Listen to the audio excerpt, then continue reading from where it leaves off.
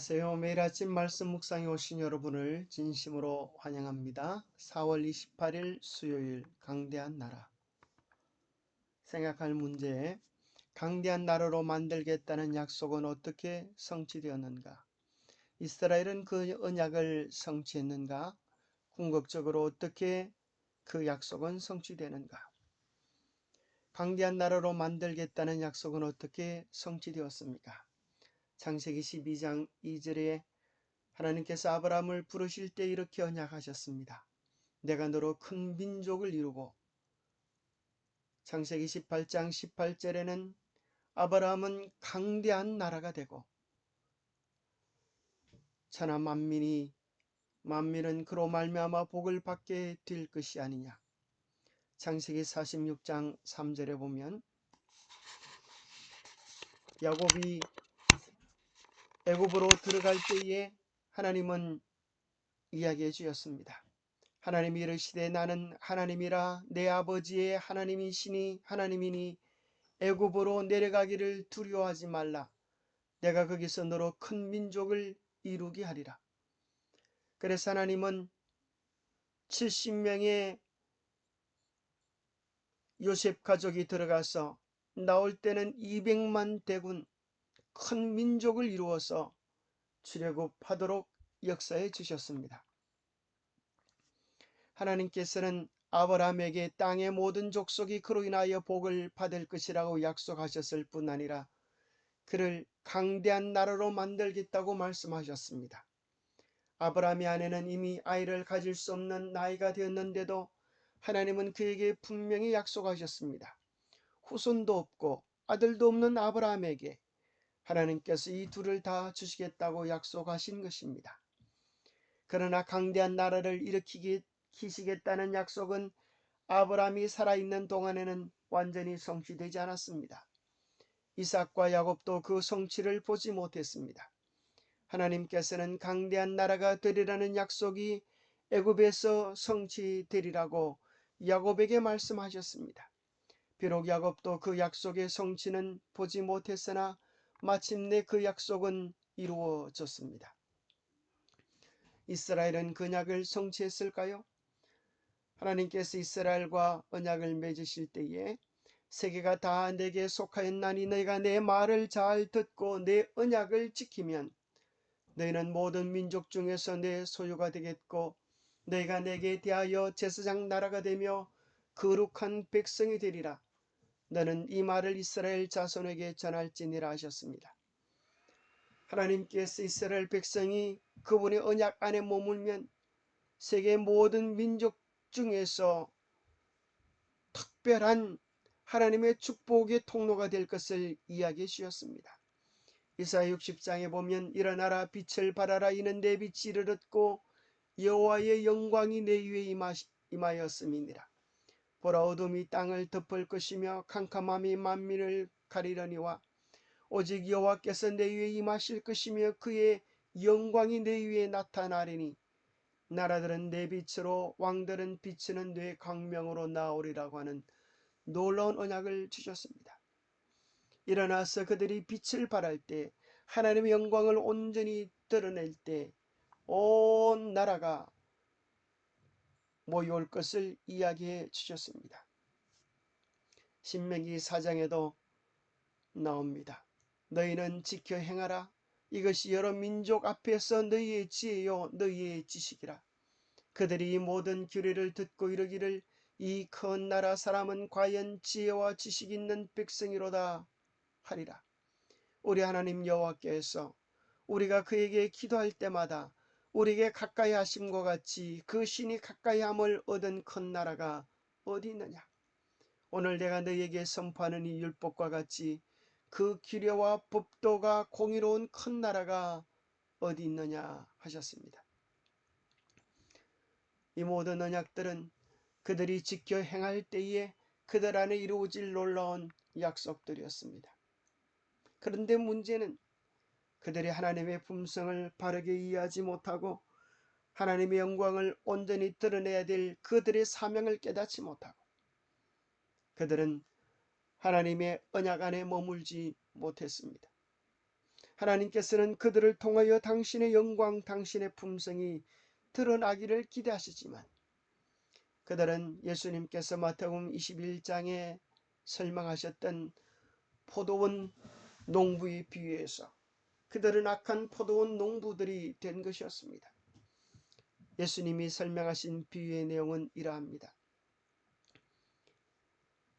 다른 한 비유를 들으라. 한 집 주인이 포도원을 만들어 산 울타리를 두르고 거기에 접지 않은 틀을 만들고 망대를 짓고 농부들에게 새로 주고 타국에 갔더니 그들에게 새를 얻고자 하여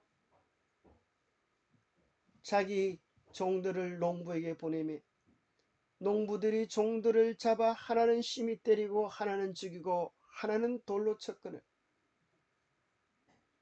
다시 다른 종들을 처음보다 많이 보내니 그들에게도 그렇게 하였는지라. 후에 자기 아들을 보내며 이르되 그들이 내 아들은 존대하리라 하였더니 농부들이 이 아들을 보고 서로 말하되 이는 상속자니자 죽이고 그의 유산을 차지하자 하고 이에 잡아 포도원 밖에 내쫓아 죽였느니라. 43절 그러므로 내가 너희에게 이르노니 하나님의 나라를 너희는 빼앗기고 그 나라의 열매 맺는 백성이 받으리라. 우리 주님 분명히 이야기하셨습니다. 여기서 한 포도원은 이스라엘을 이야기하고 있고 그 포도원에서 포도원의 세를 받기 위하여 하나님께서 일꾼들을 보내셨는데 종들을 보내셨는데 그 종들을 심히 때리고 죽이고 돌로 친 이스라엘 백성들의 형편은 선지자들을 그렇게 대우한 모습이었습니다. 아들을 보내면 대우하리라고 보내었지만 오히려 그들은 아들까지 죽였습니다. 이렇게 하면 포도원 주인이 그 농부들을 어떻게 대하겠습니까? 우리 주님께서 당신의 아들 우리 하나님께서 당신의 아들 예수 그리스도를 이스라엘에 보내셨지만 그들은 당신의 아들까지 죽이고 그 유산을 차지하려고 한 것입니다. 거기에 대하여 우리 주님은 분명히 이야기하기를 하나님의 나라를 너희는 빼앗기고 그 나라의 열매 맺는 백성이 받으리라. 마태복음 23장에서 예수님께서 화 있을진저 선포하셨던 그 바리새인과 사두개인에 대한 저주는 이스라엘의 영적 형편에 대한 안타까움과 일치합니다. 이스라엘 백성들을 통하여 하나님의 품성을 이방 나라들에게 나타내므로 그들이 하나님께로 이끌려오도록 하는 것이 하나님의 원리의 뜻이었습니다. 온 세상에 복음의 초청을 보내도록 이스라엘 백성을 먼저 부르신 것이었습니다. 이것이 바로 우리를 향해 가지고 계신 하나님의 목적이기도 합니다. 이스라엘 백성은 그 목적을 바르게 깨닫지 못하고 실패했습니다. 그렇다고 해서 하나님의 약속이 무너질까요? 아닙니다. 하나님은 이 땅에 교회를 세우셔서 당신의 언약을 성취하실 것입니다. 하나님은 당신의 교회와 그리스도인들을 통하여 이 약속을 성취하실 것이라고 말씀하시는 것입니다. 그분의 능력으로 이 목적을 이루기 위하여 우리는 이스라엘의 실패의 전체를 밟지 아니하도록 우리의 온전한 마음을 주님께 드려야 할 것입니다. 영감의 교훈, 강대국이 되었을 히브리 민족. 만일 히브리인들이 그들의 의무에 충실했을 것 같으면 그들은 세상에서 하나의 강대국이 되었을 것이다. 그분의 빛과 진리는 그들을 통하여 드러나게 되고 그들은 모든 형태의 우상 숭배보다 그분의 정부가 우수하다는 것을 보여주고는 하나의 예정으로서 그분의 현명하고 거룩한 통치 아래 우뚝 서 있게 되었을 것이다. 이스라엘에 있는 두 개의 바다, 하나는 갈릴리고 하나는 사해입니다. 갈릴리는 생명의 바다입니다. 이곳에는 많은 물고기들이 삽니다. 이것은 왜 생명의 바다입니까? 바다 너네들을 요단강으로 나누어 줌으로 끊임없이 순환함으로 살아있는 강이 되었지만, 이 사해라고 하는 바다는 받기만 하고 나누어 주지 아니함으로 말미암아서 글자 그대로 죽음의 바다가 된 것입니다. 우리의 마음도 이와 같습니다. 하나님께로부터 받은 하늘의 은혜들을 우리가 받고 나누어주는 순환을 통하여 생명을 얻지만, 생명을 유지하지만, 그 은혜를 받고 나누어주기를 모르면 죽음의 바다, 사해가 되어버리고 마는 것입니다. 궁극적으로 이 약속은 어떻게 성취되었습니까? 다니엘서 7장 18절에 보면 지극히 높으신 이의 성도들이 나라를 얻으리니 그 누림이 영원하고 영원하고 영원하리라. 바로 강대한 나라가, 성도들이 차지할 나라가 되는 것입니다. 그 나라는 누림이 영원하고 영원하고 영원하여 다른 어떤 권세계도 빼앗기지 아니할 강대한 나라가 될 것입니다.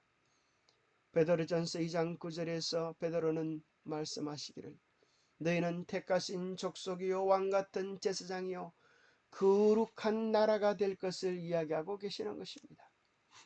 어떻게 거룩한 나라가 될 수 있습니까? 왕이 그들의 마음을, 그들의 심령을 주관하심으로 거룩한 나라가 될 것입니다. 그의 소유가 된 백성이니 이는 너희를 어두운 데서 불러내어 그의 기이한 빛에 들어가게 하신 이의 아름다운 덕을 선포하게 하기 위하여 이 놀라운 일을 하실 것입니다.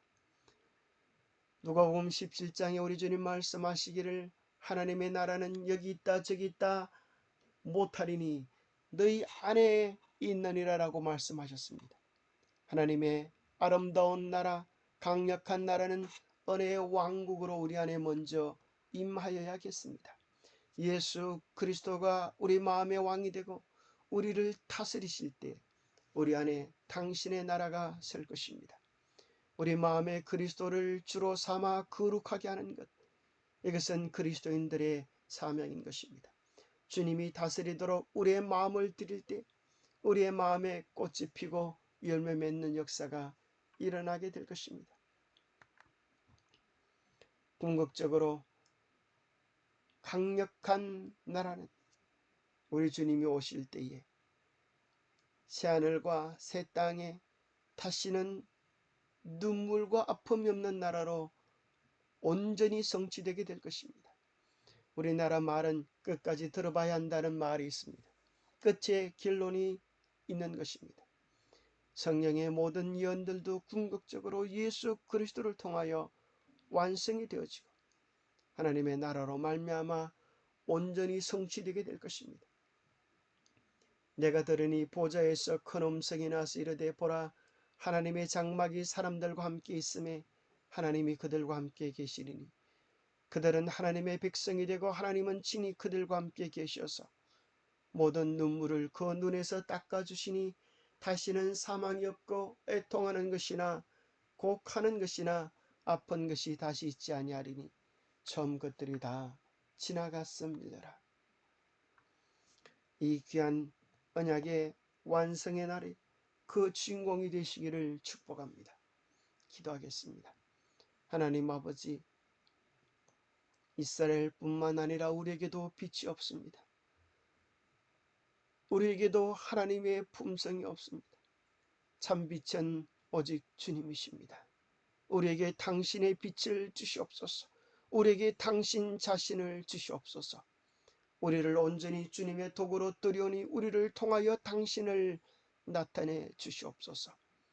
하나님의 품성을 보여줄 수 있도록 우리는 죽어지게 하시고 주님의 말씀은 예수 그리스도는 성령을 통하여 우리 안에 살아계시게 하여 주옵소서. 하나님의 그 풍성한 역석을 우리 안에 이루어 주시옵기를 우리 주 예수 그리스도 이름 어지하여 간절히 간구하옵나이다. 은혜의 왕국이 우리 안에 온전히 세워지고 참으로 죄로 인한 참된 회개와 거듭남의 역사를 통하여 매일매일 주님과의 깊은 교제가 깊어지고 하나님의 크신 사랑을 누리는 축복의 하루 되시기를 간절히 바랍니다. 감사합니다.